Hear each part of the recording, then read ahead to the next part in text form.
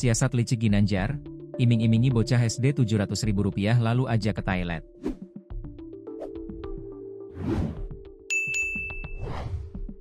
Siasat licik Gin Ginanjar alias GG, 24, iming-imingi bocah SD uang Rp700.000 lalu mengajak korban ke toilet musala di Majalengka, Jawa Tengah.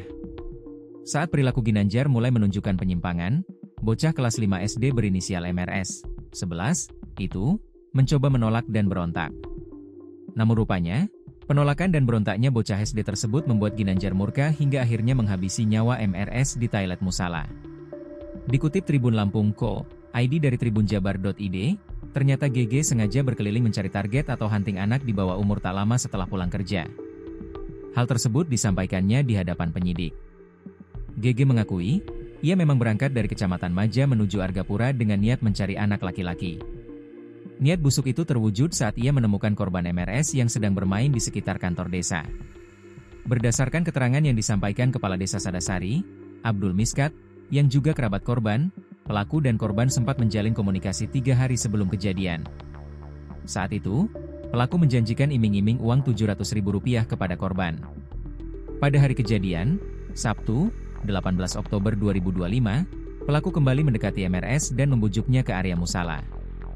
Di dalam toilet, pelaku melancarkan niatnya yang mengarah pada perilaku menyimpang.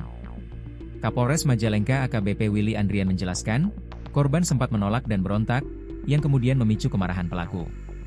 Korban sempat menolak dan berusaha melawan, ujar AKBP Willy. Karena perlawanan itu, pelaku lalu mendorong korban hingga kepala MRS terbentur tembok dan mengalami luka sobek. Tak cukup sampai di situ, pelaku mencekik leher korban hingga tak bergerak, meninggalkan jasad MRS di dalam toilet. Barang bukti seperti baby oil, motor, hingga ponsel pelaku disita polisi. Setelah membunuh dan melarikan diri, pelaku GG menunjukkan sikap dingin yang mengejutkan.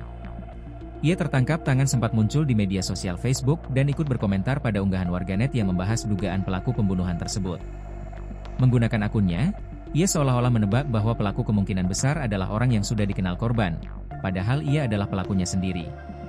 Berkat penyelidikan cepat dengan metode S-Certified Crime Investigation, termasuk digital forensik, Polres Majalengka berhasil menciduk pelaku kurang dari 2x 24 jam setelah peristiwa.